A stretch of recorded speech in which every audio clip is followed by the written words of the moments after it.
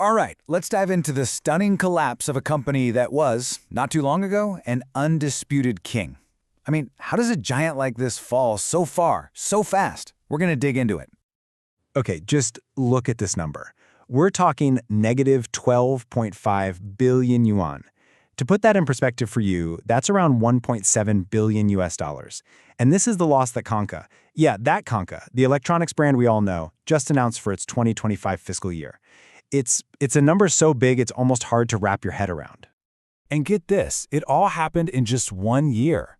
The sheer speed of this collapse is what's so shocking. This wasn't some slow, gradual decline. No, this was a financial firestorm. We're talking about a loss that's nearly 4 times bigger than the one from the year before.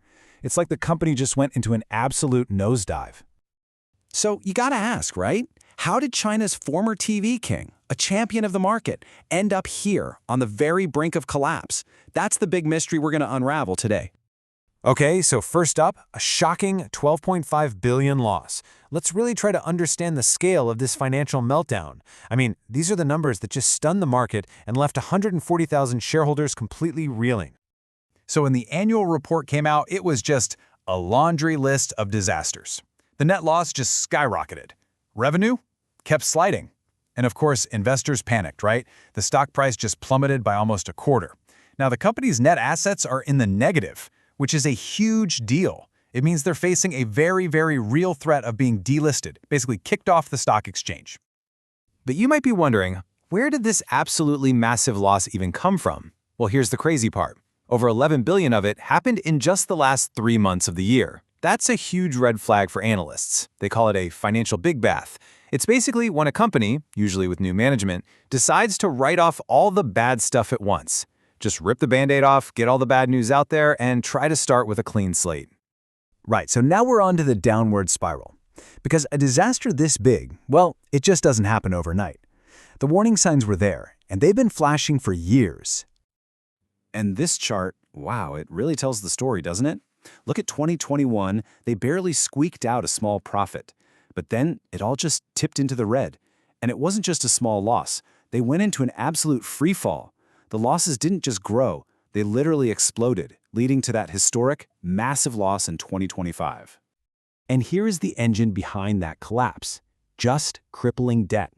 Just look at how that debt-to-asset ratio just climbs and climbs. By the third quarter of 2025, get this, almost 97% of the entire company was financed by debt. Think about that. They had absolutely no wiggle room left. None. Okay, so next up, the fall of the TV king. To really get how big of a deal this is, we have to go back and remember the glory days. You have to understand just how high Konka once soared. This wasn't just some random company, it was a true icon. And the contrast between then and now, it's just brutal. On one hand, you have the past, the undisputed color TV king, a brand that was in practically every home. And then you look at the present, a company that's just fighting to not get delisted. It's an absolutely shocking reversal of fortune. Konka was a real pioneer. It was founded way back in 1980, riding that first big wave of China's economic opening. And by 1998, they were #1. They dominated the color TV market for a solid decade. I mean, even as recently as 2019, their revenue hit an all-time high.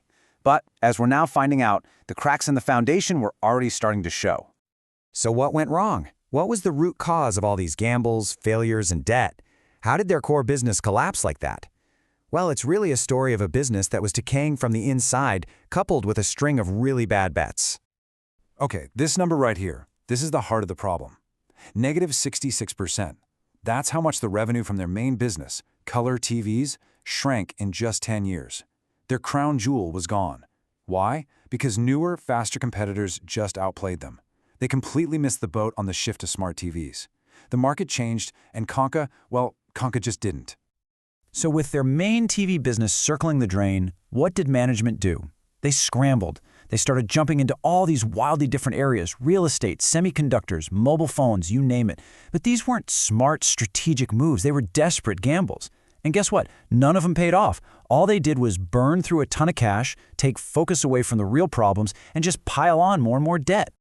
Which brings us to Section 5, a new sheriff in town. By 2025, the company was just bleeding cash. They were buried under a mountain of debt. The whole situation was completely unsustainable. So something had to give. A state-owned conglomerate stepped in and forced a dramatic, total reset. And when I say total reset, I mean it. This was a complete regime change. The original parent company? Out. A new one, China Resources, came in. And they didn't just, get a seat at the table. They took over the entire board. And that old guard of top management? Yep, they were shown the door. Okay, so this is where it all starts to connect. We've got new management in town, and their first order of business is cleaning out the past. This connects the takeover directly to that massive loss we talked about earlier. It brings us right back to that financial big bath. And it turns out this wasn't just about a few bad business deals. No, it gets deeper. Shortly after the takeover, news broke that 2 former top execs, including the chairman who had just been pushed out, were placed under official investigation for serious violations. This is a huge signal that the new owners are not messing around. They're digging deep to root out anything and everything that went wrong in the past. In China, industry analysts have a powerful way of describing this. It's an old idiom, gua gu liao du. It literally means scrapping the poison from the bones. Imagine that. It describes a process that is excruciatingly painful, but absolutely necessary if you want to save the patient. And that is exactly what the new management is doing right now. So, this all leaves us with one big final question, right? After this total reset, after this painful cleanup, can a fallen king ever wear a crown again? I mean, the decks have been cleared. The old guard is gone, the poison is being scraped from the bones.